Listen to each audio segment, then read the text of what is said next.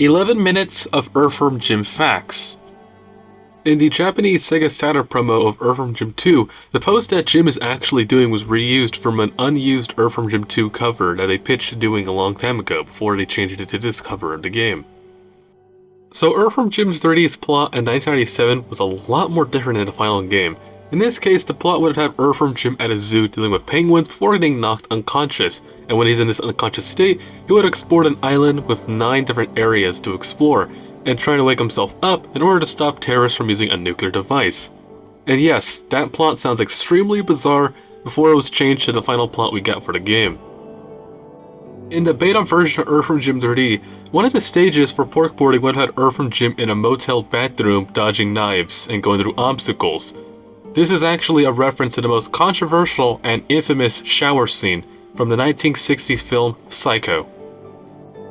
Originally, there was also going to be a US/NTSC release of Earthworm Jim 2 on PlayStation, but sadly it never happened, only making it Europe/PAL exclusive, but our prototype does exist, but it's in the hand of a collector. One of the characters that was cut from Earthworm Jim 3D was a scarecrow. Not that much is known about his existence right now. The only image we have is this and a description. It would have had a rocket launcher for an arm.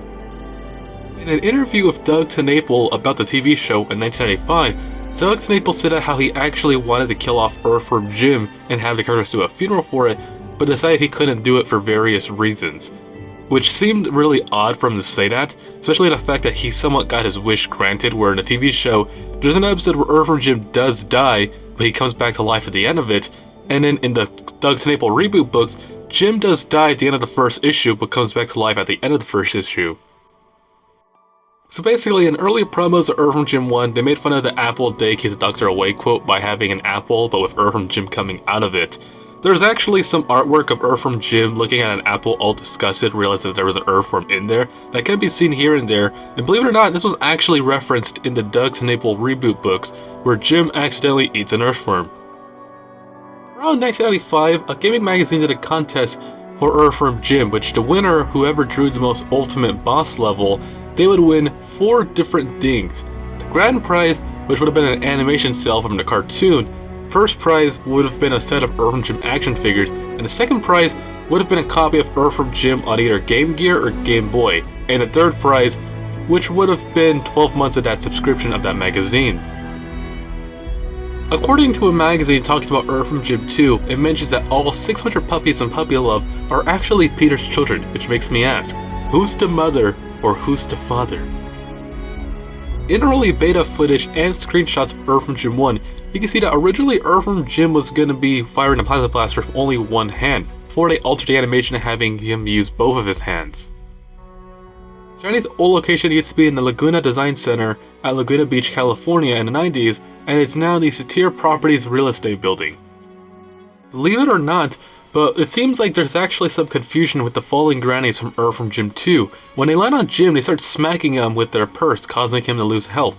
But it seems like, according to some confused players, they say that the grannies are lap dancing on Jim, which is 100% not true. I swear, some people just don't understand how old video games are back then. I swear it's 16-bit graphics. In the Super Nintendo version of Earthworm Jim 2, there's actually a cheat code that if you type it in, it will show a broken title card level before kicking you back in the menu. This is most likely a broken cheat code in the game. In 1995, an issue of Nintendo Power, there was a board game of Earthworm Jim 2 that the player was able to cut out in the magazine. The 2 games were Dumb Cow Game, which basically was a board game where the goal was to land on the arrows while avoiding obstacles in order to get to the shed, and Jim Flipper, which was basically a matching game with a few twists and Earthworm Jim themed.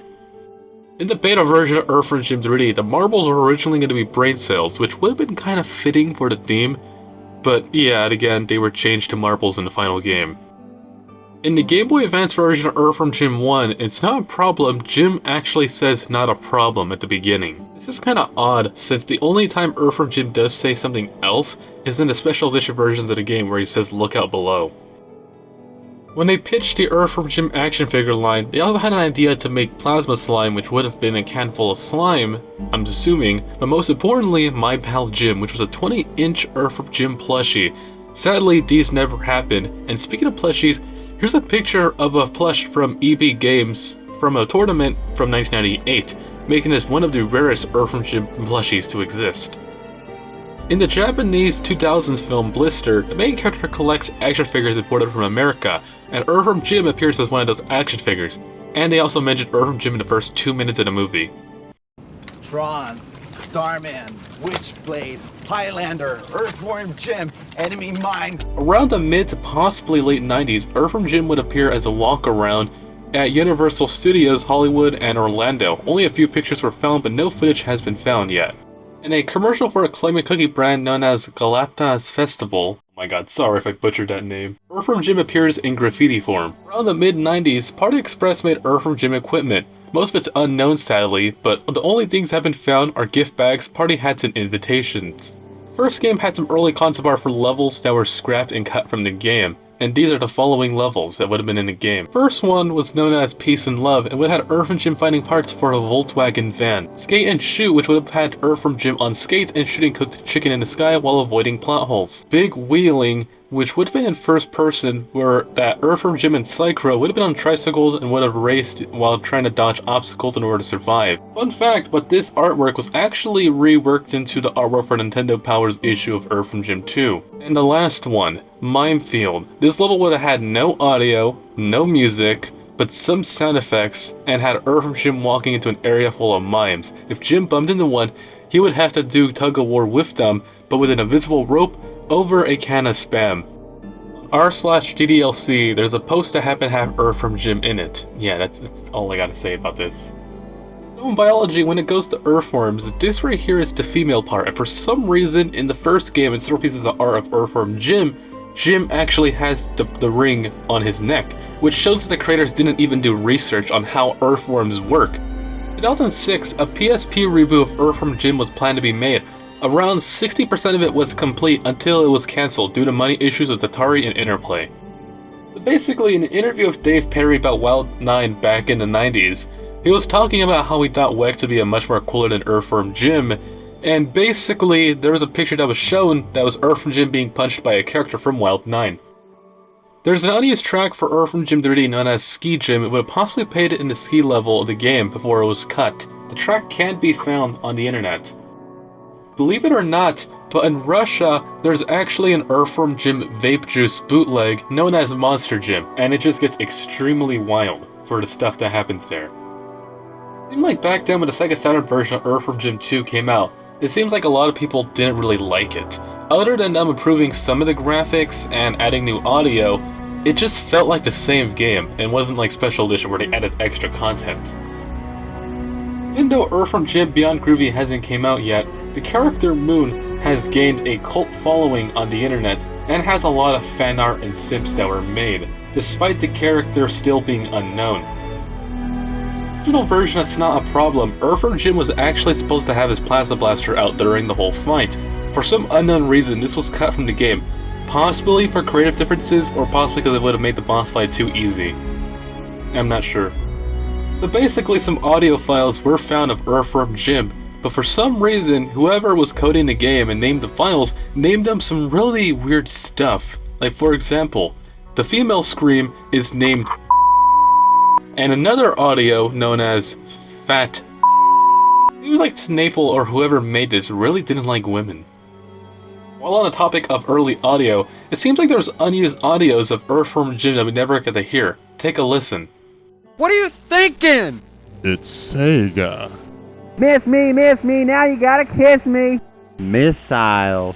So you know how Earthworm Jim 2 has this logo? It turns out there's actually an Earthworm Jim 1 variant that does exist, and it can only be seen in part of the Earthworm Jim 1 and 2 The Whole Can of Worms bundle.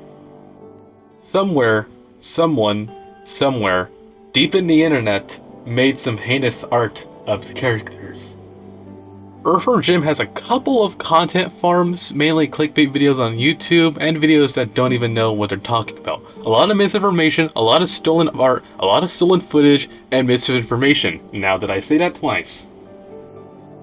There was an image that became a meme on the internet from the 1990s anime Sailor Moon, where there was a smear frame that people found that looked a little bit like Earthworm Jim, which led to the internet literally making it into a meme, and people even making fan art of it.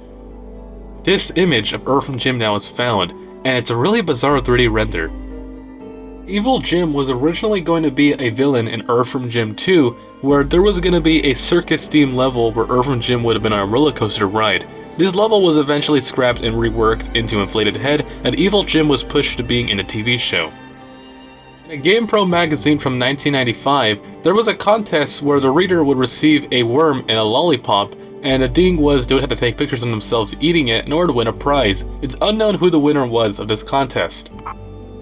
Believe it or not, but in Brazil, there actually was a Sega Master System port of Earthworm Jim made by Tectoy, and this is known to be one of the worst ports of Earthworm Jim ever made. The Earthworm Jim race was a contest that was hosted on Sega Channel and would have had a player going through a special version of Earthworm Jim 1, and the winner has been found, but the ROM is still lost.